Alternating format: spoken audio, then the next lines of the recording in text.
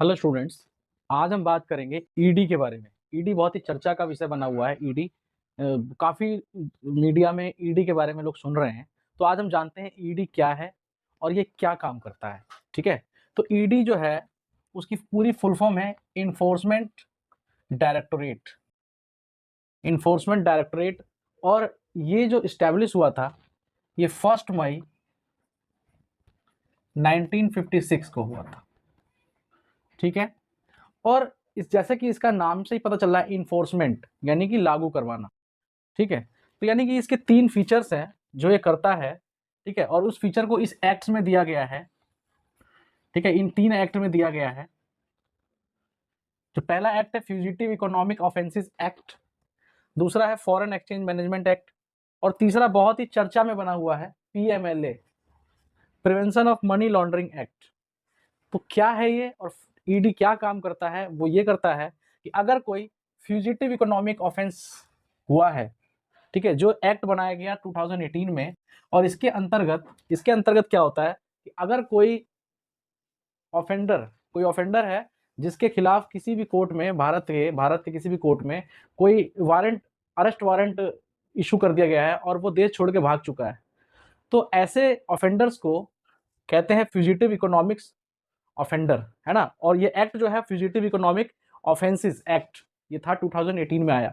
इसमें क्या होता है कि उसकी संपत्ति को बेच दिया जाता है अगर उसकी इकोनॉमिकली कोई उसने गतिविधियां ऐसी की हुई हैं जिससे कि उसको अरेस्ट वारंट इशू किया गया, जैसे कि विजय माल्या मान लो, आप नीरव मोदी मान लो। ठीक है।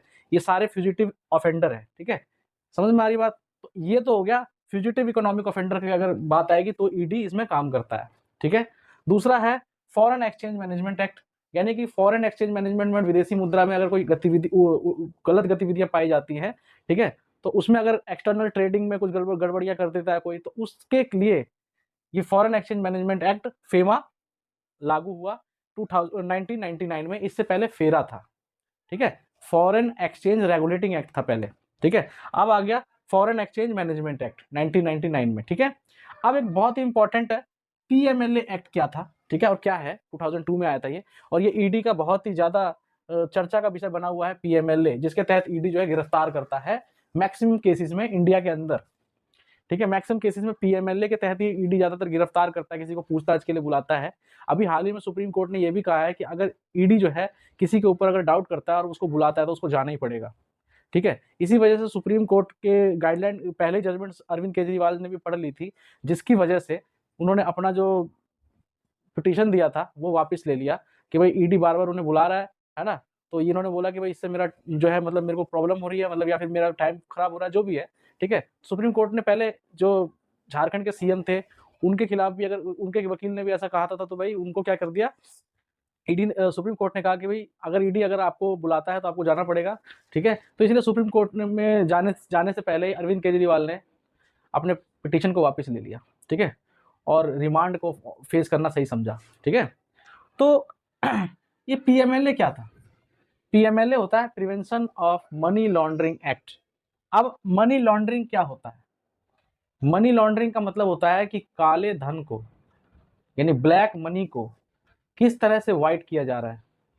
अगर इस तरह की गतिविधियां पाई जाती हैं कि ब्लैक मनी को आप किसी भी तरीके से व्हाइट कन्वर्ट कर रहे हो, और अगर आप इसमें गतिविधि में लिप्त पाए जाते हो, तो आप prevention of money laundering act के तहत आ सकते हो, जिसके तहत 3 से 7 साल की सजा का प्रावधान है। ठीक है। तो ये सारी चीजें मैंने ईडी के बारे में आपको डिटेल में बताई। ठीक है।